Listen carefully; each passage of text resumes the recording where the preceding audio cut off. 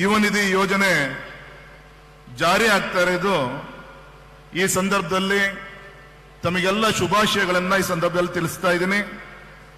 ವಿಶೇಷವಾಗಿ ವಿಶ್ವ ಕಂಡಂತ ಶ್ರೇಷ್ಠ ಸಂತ ಸ್ವಾಮಿ ವಿವೇಕಾನಂದರ ಯುವಕರನ್ನ ದೇಶವನ್ನ ಕಟ್ಟುವಂತ ಬಡಿದೆಬ್ಬಿಸುವಂತ ಸ್ಫೂರ್ತಿಯನ್ನ ಕೊಟ್ಟಂತ ಒಬ್ಬ ಸ್ವಾಮಿ ವಿವೇಕಾನಂದರ ಸಂತರ ಒಂದು ದಿನವನ್ನ ಈ ಒಂದು ಯುವ ನಿಧಿ ಕಾರ್ಯಕ್ರಮವನ್ನ ರಾಜ್ಯ ಸರ್ಕಾರ ಕೊಡ್ತಾ ಇರೋದು ಒಂದು ಯುವಕರಿಗೆ ಸಿಕ್ಕಂತ ಒಂದು ಗೌರವ ಅಂತೇಳಿ ಸಂದರ್ಭದಲ್ಲಿ ಅಭಿಮಾನಿ ನಾನು ಹೇಳಲಿಕ್ಕೆ ಇಚ್ಛೆ ಪಡ್ತೇನೆ. ಇಡೀ ನಮ್ಮ ಪ್ರಪಂಚದಲ್ಲಿ ಹೆಚ್ಚಿನ ಒಂದು ಯುವ ಶಕ್ತಿಯನ್ನ ಹೊಂದಿರುವಂತ ದೇಶ ಒಂದು ಭಾರತ ದೇಶ. ಯುವ ಶಕ್ತಿಗೆ ಎಲ್ಲ ರೀತಿಯಂತ ಶಕ್ತಿಯನ್ನ ತುಂಬಬೇಕಾಗಿರೋದು ಆ ಒಂದು ಸಂದರ್ಭದ ಸರ್ಕಾರದ ಒಂದು ಕರ್ತವ್ಯ.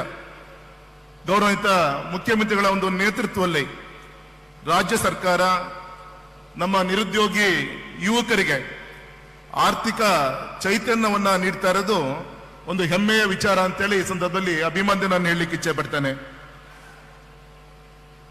ಆದರೆ ಒಂದು ಮಾತನ್ನ ಹೇಳ್ತಾರೆ, ನಿರುದ್ಯೋಗಿ ಯುವಕರ ಒಂದು ಕೈಗೆ ಮೀನಿನ ಒಂದು ಬಲೆಯನ್ನ ಕೊಡುವುದರ ಜೊತೆಗೆ ಮೀನನ್ನ ಹಿಡಿಯೋದನ್ನ ಹೇಗೆ ಅಂತೇಳಿ ಹೇಳ್ಕೊಡ್ಬೇಕಾಗಿರೋದು ಕೂಡ ನಮ್ಮೆಲ್ಲರ ಒಂದು ಕರ್ತವ್ಯ.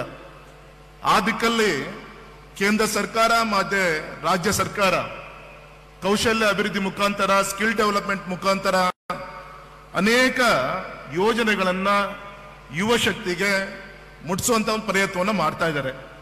ಹಾಗಾಗಿ ನಾವೆಲ್ಲರೂ ಕೂಡ ಸಂಬಂಧಪಟ್ಟಂತ ವೆಬ್ಸೈಟ್ಗಳಿಗೆ ಹೋಗಿ ಡೌನ್ಲೋಡ್ ಮಾಡಿಕೊಂಡು ಆ ವಿಚಾರಗಳನ್ನ ನಮ್ಮ ಯುವ ಶಕ್ತಿ ತಿಳ್ಕೊಂಡು ಸದುಪಯೋಗವನ್ನ ಪಡೆದುಕೊಂಡಾಗ ಮಾತ್ರ ಈ ಒಂದು ಕಾರ್ಯಕ್ರಮವನ್ನ ಜಾರಿಗೆ ತಂದಿದ್ದು ಸಾರ್ಥಕ ಆಗತ್ತೆ.